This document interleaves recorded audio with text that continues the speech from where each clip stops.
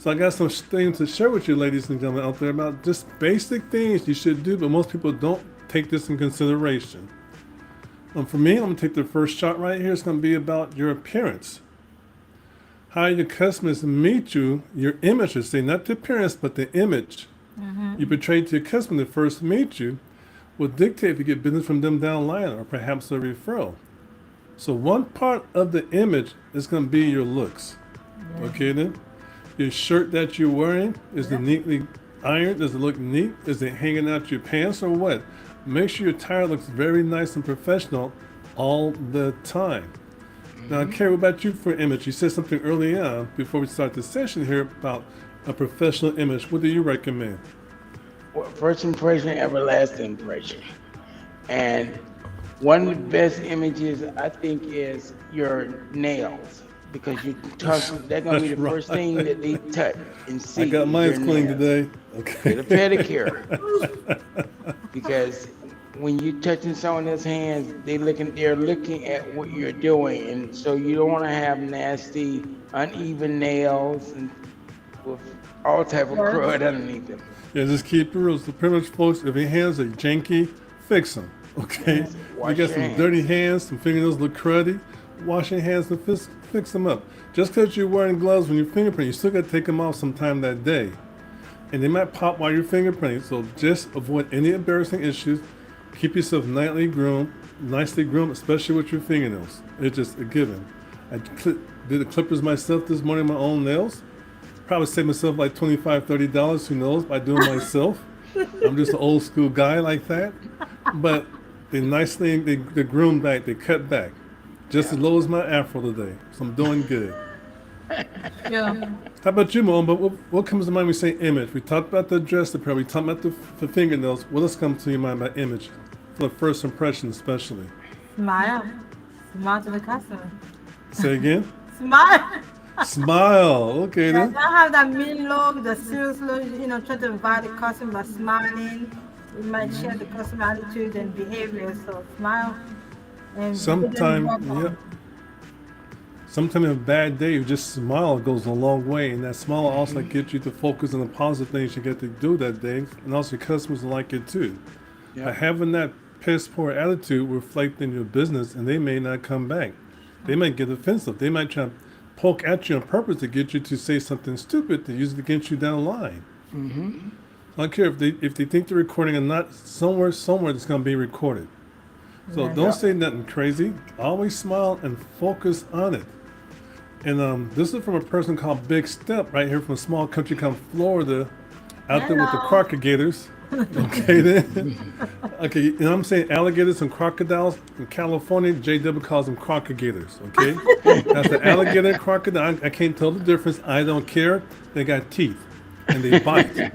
That's all that matters. If I see a crocodigator, better be in the grill getting barbecued. That's the only time I see a crocodigator. All right then. Another thing here too, and I'm gonna get us a Big Step right here. He took my my part. The breath, get breath. So when you smile, folks, make sure your teeth are clean and all that stuff. Let it stuff between your teeth, and also make sure your breath don't stink. Okay, then. Don't go eat onions and garlic too much. So get you some breath, some wash mouth, what is this? Mouthwash. Yes. I don't care what it is. Some mint, some gum, some water, something. But even though you're smiling, make sure your breath is not too fresh, because they be running away from you next time. You're going to get those testimonials.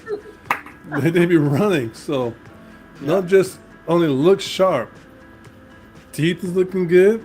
Breath is fresh. Minty fresh. And you got the nails. In your posture too. That's right. Body odor.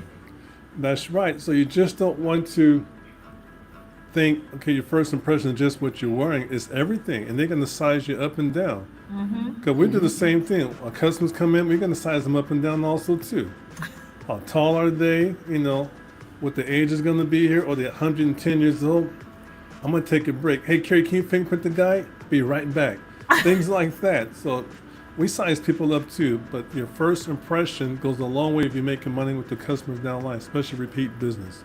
Yes. They're not going to refer you to somebody else if they feel uncomfortable coming back to you themselves. And that's not about making money. The repeat business is about making money. Can you guys think of anything else regarding the first impression of images, your professional image, not just appearance, image? Well, make sure that the office or the car mobile is clean. Yeah. Work area, good. Yeah, make Very sure- important. Yeah. Yeah. By me being mobile, I have to make sure that my van is clean. I have it detailed once a week.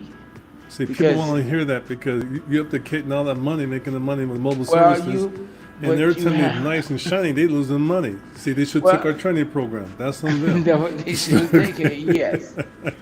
But because my van is my office, Mhm. it represents me, and even though I have kids, I still have to have it extra clean because I have customers that I do fingerprints right inside of my van. So that's another part of in my impression as well. That's true. That's true. It goes a long way. And also it's good car maintenance anyway. It makes your paint last a lot longer if you keep it clean all the time. So if you guys go outside and do mobile fingerprinting and all, especially don't go up there in the car looking nasty, wash your car. Yep. If you get to drive through a car wash the day before, do that or something. But if your car is not the best looking car, and you know you can't do a good car wash that particular day, could be a weather which is fine. But if it's a nice day, wash your car. If you can't wash for one reason or another, park your car away from the main entrance, not right in front next to the president's car out there. Park it away before they want to see what you have. They might try and use that perception against you and your business down the line. You don't want that to happen. I don't care what car you have. If you're embarrassed of it, it's still okay. It's still a vehicle that runs. Yeah. But park it someplace else. That way they're trying to put you in a little box and trying to put you in a little corner and trying to perceive who you are and trying to figure out how big is your organization is.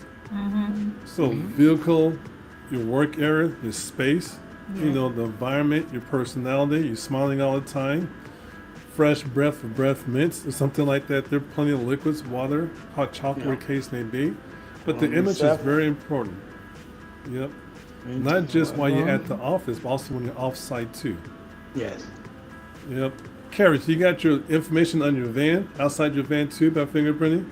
I do, yes. So you got your car wrapped? Well, no, I have a banner in the back window, Oh, and then I have signs on each side. Inside.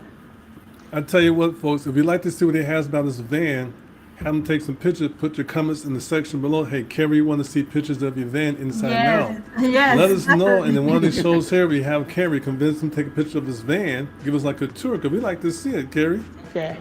You know, How we you like to set see it up? it, man. How you set it up? Yes. That'd be nice. That'd be I nice. So, definitely folks, do yeah, that. give us some And support. Do also- some comments in the comment section. I What else just can you guys thought think about? Say again? About the not wearing any profanity that can offend the customer too. you That's know. true. A lot of times people forget that. Or you might forget that you leaving the office, you still got your uniform on over here. You're going to some place, you have to make sure how you behave is still an appearance, an impression of your guys' organization. Same thing if you have employees or staff members on your Yes. teams who are in your company merchandise and they're behaving a certain way Yes. and there's negativity, it will affect your business. Or you dress a certain way. You might got your shirt on, but they got the pants hanging by the kneecaps, and it's not a good impression for your business. Not for my target market. It might be good Right. for your market, but for my target market, it's not. I was raised the pants go up around your waist. Yes. Yes. I know it's wiffle old belt. school. I know No it's old hat, school. no You know, hat, no yeah. No language. hats. No hat Language. inside. Got that from the military. Now, if that's your target audience, you go off that, more power to you. Right. But just imagine if a person got his dressed in your uniform code, wearing a shirt and pants by his kneecaps and got a license device, he might drop and break that. Yeah. And it's your fault, Mr. and Mrs. Business Owner, for not adhering to your a better business code, dress code, because it's not Yeah. safe like that either. Yeah. But let me get started at the dress code there. And I want to say Let me get one started other on thing.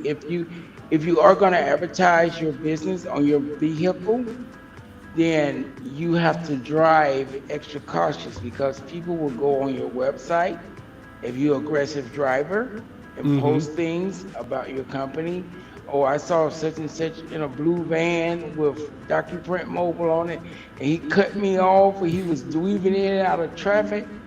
So you have to be careful. You have to drive a little bit more on the defensive side. Understood. All right, we got the feedback here. Like you said, our speaker's a little bit too loud Yeah, there, I so slow we'll it go ahead down and right get taken now. care of. And I thank you know. for sharing that with us. That we do appreciate that there. And also wearing the hat and the language. Be Yes, aware what is when you're talking to a colleague or anybody in the staff, just be appropriate when talking. Because a lot of time people can be it's not professional. understood. That makes sense. I guess I think the brother in the middle has the same issue there. I'm about to say, what brother's talking when they said the middle? Yeah, 'cause there's two brothers right there. So which brother? Okay, we're gonna focus on the volume. Early in the day, though, just for the record, we got on Carey's case because the volume was too low past couple sessions. So now he's trying to keep us quiet because he cranked up his volume to make sure we hear him this time. So that's what happened there. The last couple sessions was kind of low, but we're gonna work on that anyway. All right, the next issue is gonna be here for folks. We're talking about how to make money with your business is marketing your business. We talked about this before on the past several sessions, YouTube sessions about marketing, but just focus on what you could do to bring in business. Just because your machine's not there yet to do a live scan, or you might start doing ink card fingerprinting next month, now is the time to start marketing your business. Well, I'm busy now. I got taxes due right now. I'm working on taxes. I'm working on this other stuff. Fine, good, make that money. But when you start fingerprinting, it's too late at that point to start marketing. Plant your seeds now, water your seeds now, so when you're ready, everything is there. So just market yourself, stay sharp in the field, and market your business the best as you can. There's plenty of information out there how to do it yourself. Some of it might be incorrect or might be the best one for you there, but at least do something which is better than nothing. At least start off with a website at the bare minimum. Focus on that. And for me, I'm not a component of any website out there unless it's done by WordPress. Other ones out there are nice to get you started, but if you're trying to make money out there, people could tell if your website is half-assed or not. They could tell, but if you're a real organization, you're just trying to get started. They could tell based off the image you got, based off the wording that you use, based off at the bottom of your website, credited by Wix or something like that. They can look at all of that there. And if you're trying to portray yourself as a large organization, now some of them use Wix as a large organization, but it's a lot better branded than what we see out there for right now. And for your websites, quit using those generic stock photos that everybody else is using from the internet. Take your own pictures. Brand your own images out there and put your own pictures on the website. It goes a long way. Write your own articles. Do some research. Do some homework. Write your articles. Optimize your articles. But these small things right here will make a big difference on your money. Real big difference on your money. And sometime about your image too. You might be running around trying to do everything yourself. I got the website, I got the marketing, I got to wax my car, wax on, wax off, because Carey said the wax on, the wax off my car. All this stuff here you might do, but now you run around tired. And also part of your image is also your health and how you behave. So you don't want to drag around the office all day long because you're tired. You just have to restructure yourself and streamline things like that. Any suggestions, folks, about marketing here before we jump on? I mean, marketing. Because it's a big thing. Part of marketing / branding is like your logo, your logo on your uniforms and things like that. Just make sure they understand what's going on. And when you fingerprint somebody, they should not leave your presence. They have some way of contacting you. Might be a business card, might be some flyer attached to the live scan form, might be a stamp you can stamp on top of the live scan paperwork on the receipt, how they can reach you. All that makes a big difference. All right, then how about this next one here? Streaming the appointment process. Now I use a bad word called appointment.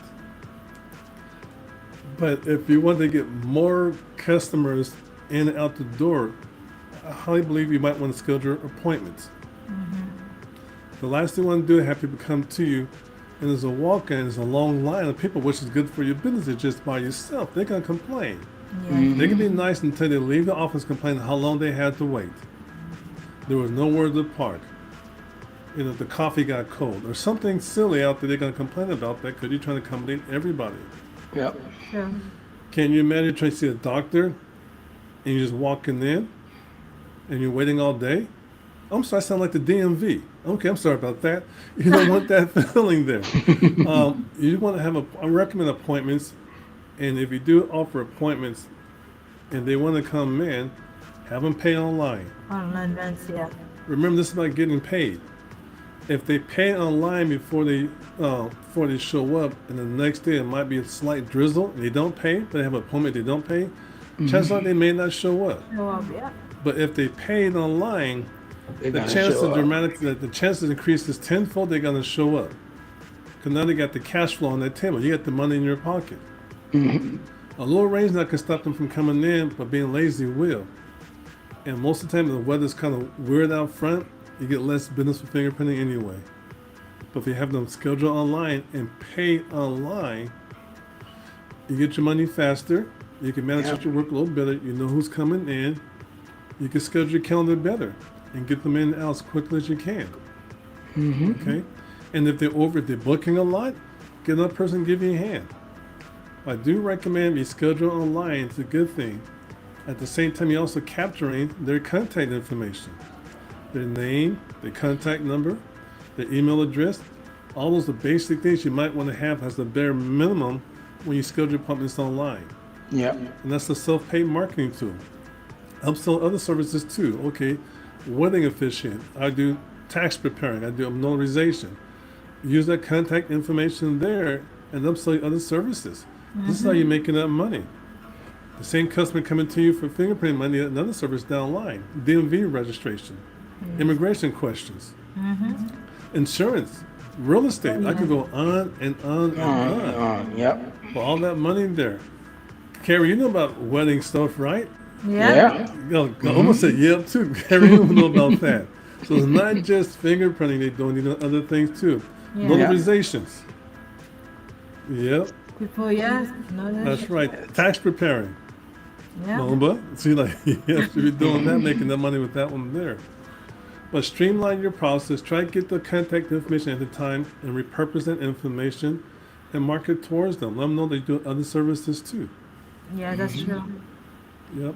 Another thing, Mâ-Oûmba, you said earlier too, I think, was text messaging. Was that you? Yeah, text messaging, yes. Text messaging. Email.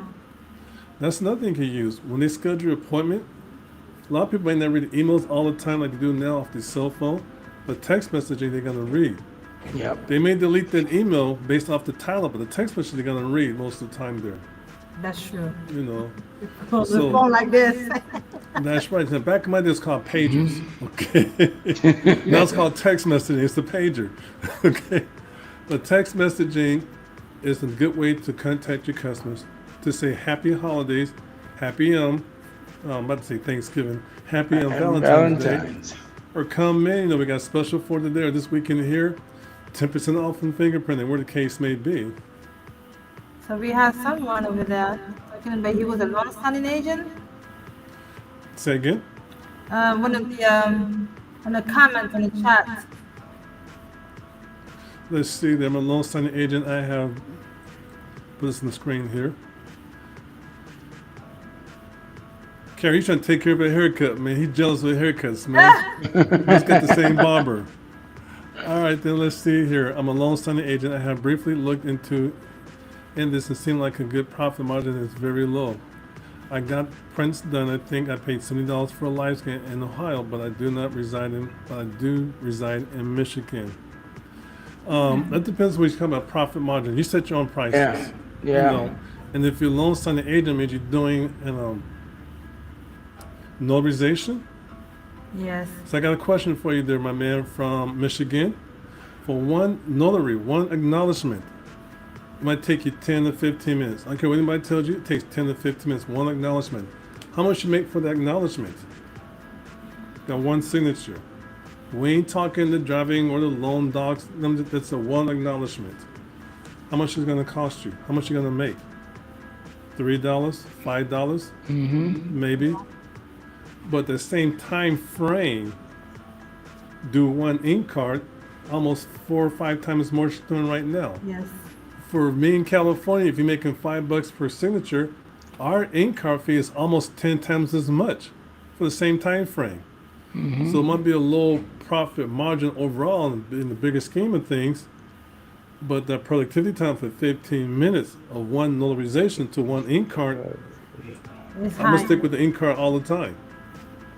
Yeah. Now you can make more money doing loan doc signing if you got the travel. You might make $100, $150, maybe $90, depending on what you're gonna accept for a loan doc signing, which is okay. But how much time are you gonna spend Yes. printing out those documents, Yeah, sorting you out got- those documents? How much paper you gonna You have to use? spend Exactly. traveling up there, How waiting much for them to show up. gas you gonna burn? The You're ink. gonna be on time, and then you Yeah. got to come back. Okay, I made $100, 2 hours of work. Yeah. Yeah, it's not I worth get it. $100 in 30 minutes of work with ink cards, 2 ink cards.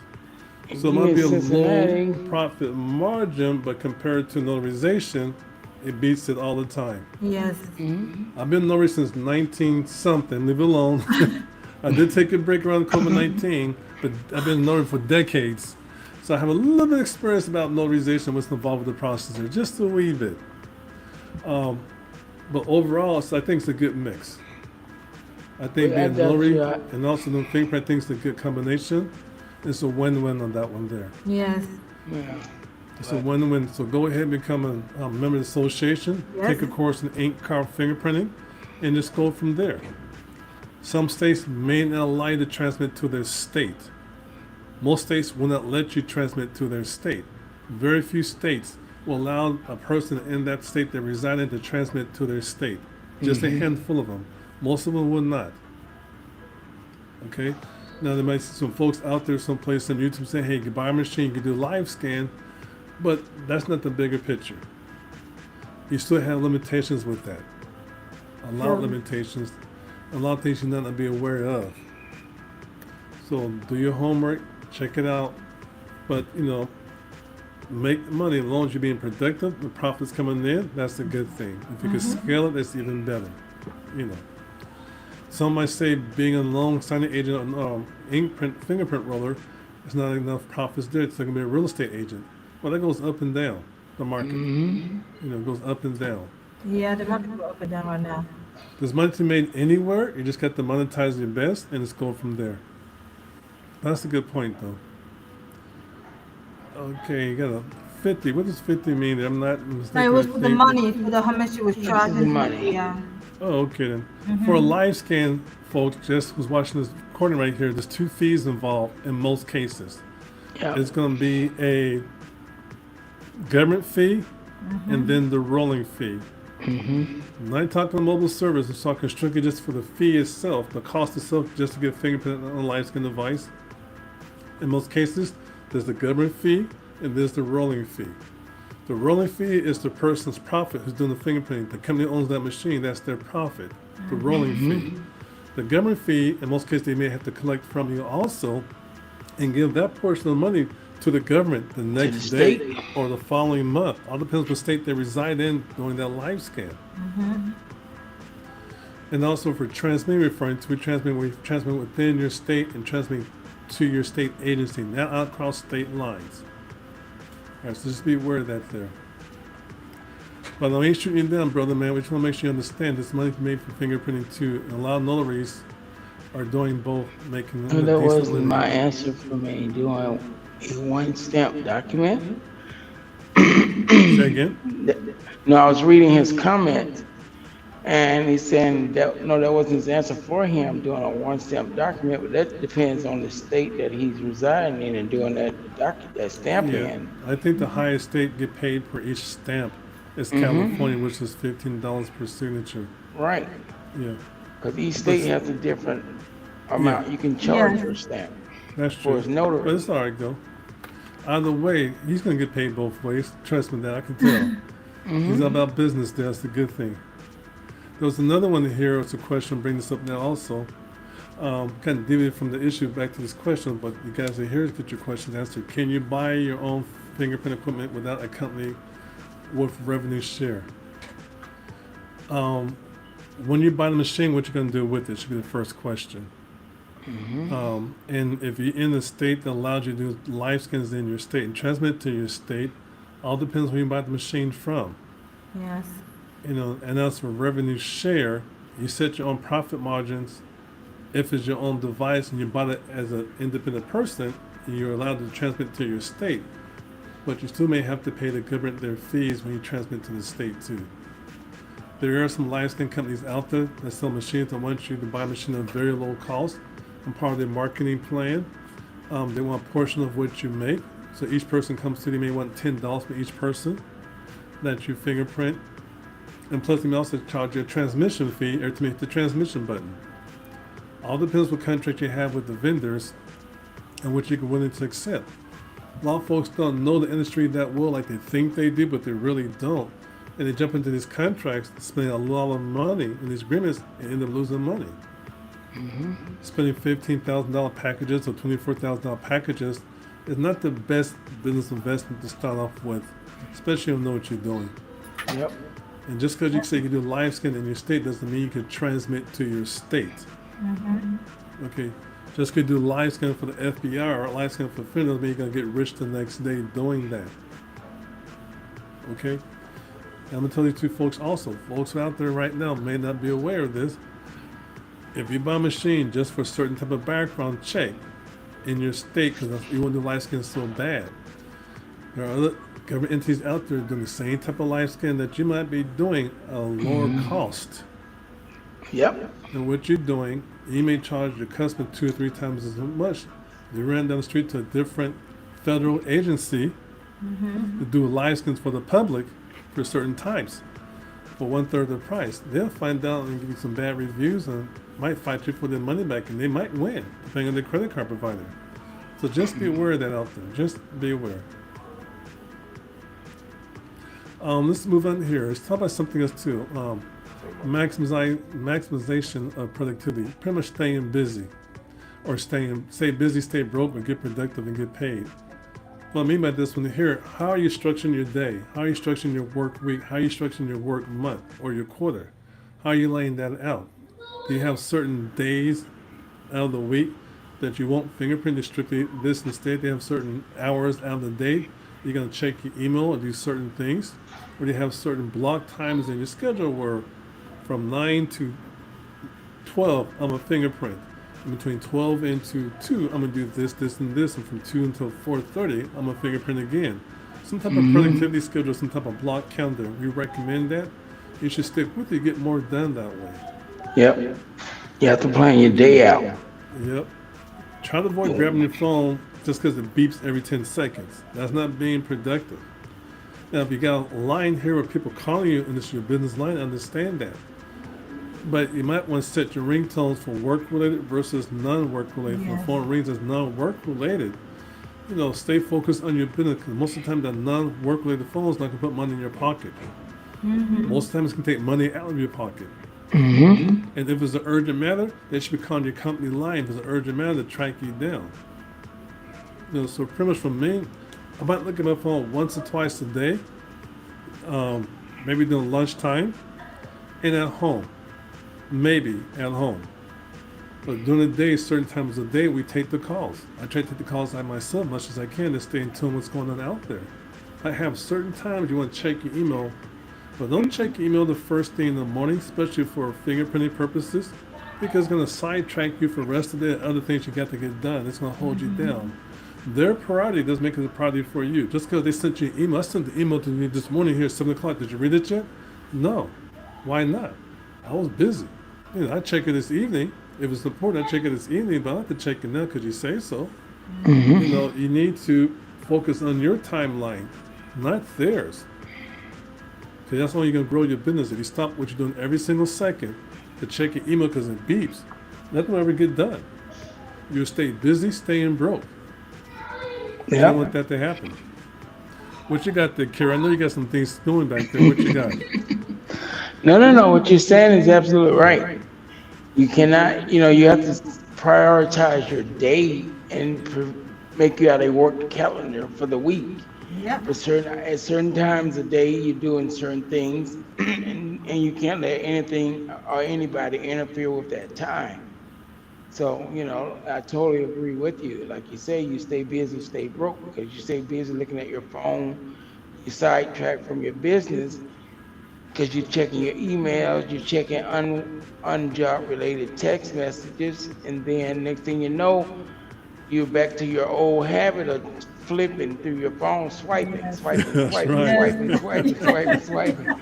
You're That not is getting right. paid. You're not getting paid. You know, That is so right. Yeah, I the mean, focus totally on agree with dominating you. your market too. You know, yeah, you have stay to feel like a focused. task. Like, the calendar have a task. In the Yes. morning, this is what I'm gonna do. This is my next Right. task. And then if you have a schedule, maybe block the schedule for 1 hour. So the 1 hour you can focus on catching up with what's going on in your email. So I have a block of time and have it organized. Because this is what usually I do. I like to Yeah. have tasks and things like that to get things done.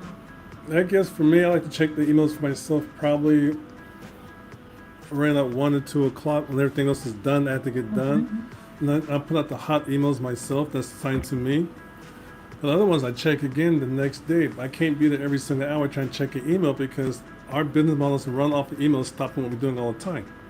Our business model is going to be the community, the direct messaging within the community, the phone calls that we get throughout the day. And if we miss a phone call, usually within one business day, we reach back out to that person. Even though they left a message or don't leave a message, we try to reach out to them. If they left a message, we call them back. If they don't leave a message, that's at the bottom of our list. We may not call you back, but you might get a text message. So it's 3 steps for us. Phone call, we answer, we talk. Phone call, we miss, got a voicemail, we call back. Or text them, depending on what they need. Phone call, we missed, they don't leave a message. When we get around to it, hopefully within 24 hours or one business day, we reach out to them, a simple text message.